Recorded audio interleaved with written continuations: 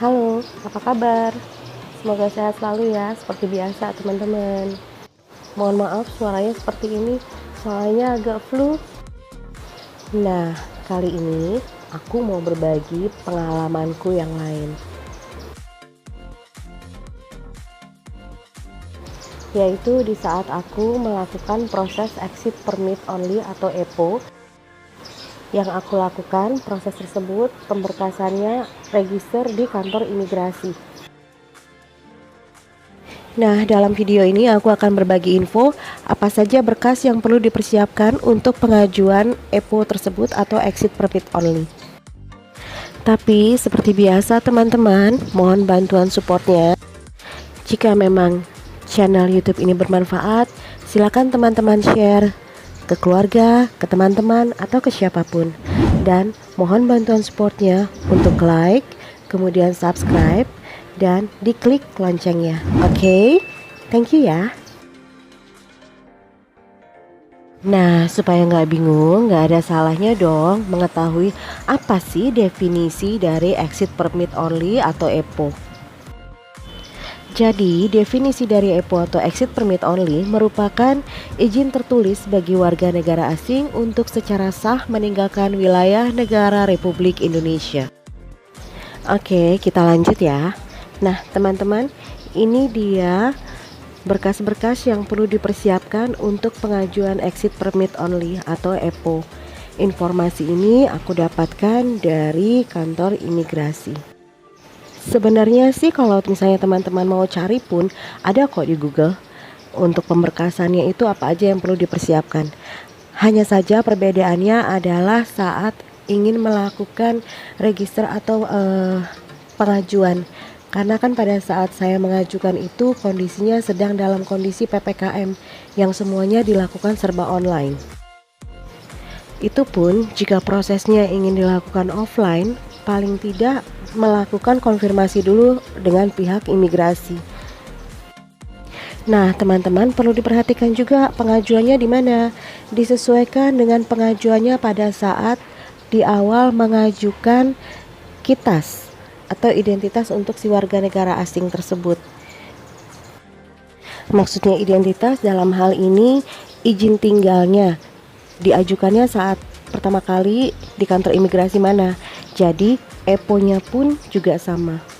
Pengajuannya disesuaikan.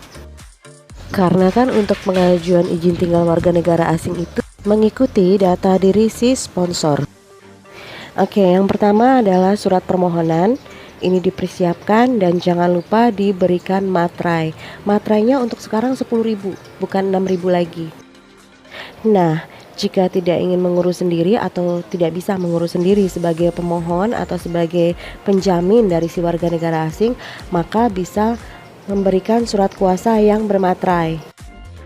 Kemudian, fotokopi identitas diri si penjamin. Dalam hal ini saya sebagai penjamin. Kemudian dilanjutkan dipersiapkan juga dengan fotokopi ITAS, kitab, dan yang aslinya. Dilanjutkan jangan lupa untuk membawa paspor yang asli serta yang fotokopi. Yang bagian depan yang difotokopi serta bagian yang ada cap stamp-nya pada saat masuk ke Indonesia. Nah, untuk tambahan informasi pemberkasan, boleh diberikan fotokopi printout tiket untuk keberangkatan si warga negara asing tersebut.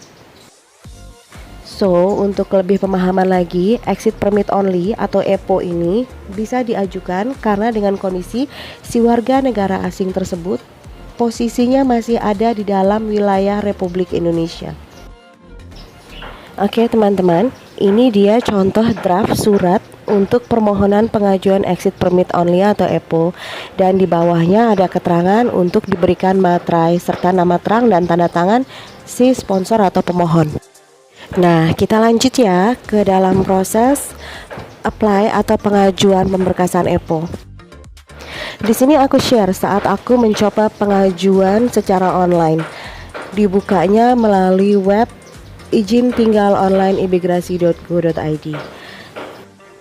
Teman-teman bisa lihat di bagian atas ya.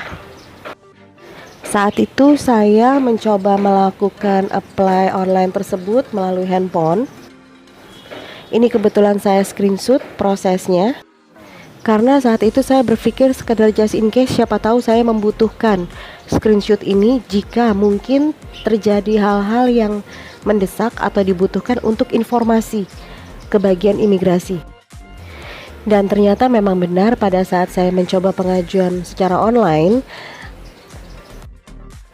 saya tidak bisa meneruskan proses pengajuan online EPO tersebut karena ada persyaratan yang belum saya penuhi, yaitu form dari kantor imigrasi, di mana saat itu saya tidak mengetahui di mana saya harus mendapatkannya.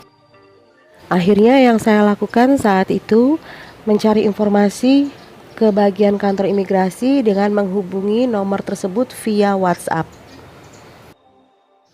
Karena kebutuhan ini mendesak, maka pihak dari kantor imigrasi menyarankan untuk saya datang melakukan pengajuan secara offline dengan membawa berkas-berkas yang diperlukan. Untuk proses pengajuan EPO untuk warga negara asing ini dilakukan pagi, mulai kantor buka sekitar jam 8 pagi dan batas waktu untuk apply-nya sampai jam 11 siang.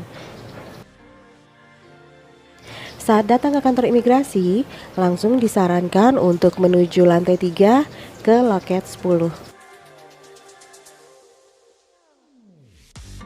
Kemudian disarankan untuk mengambil formulir sebagai syarat kelengkapan untuk pengajuan Exit Permit Only atau EPO.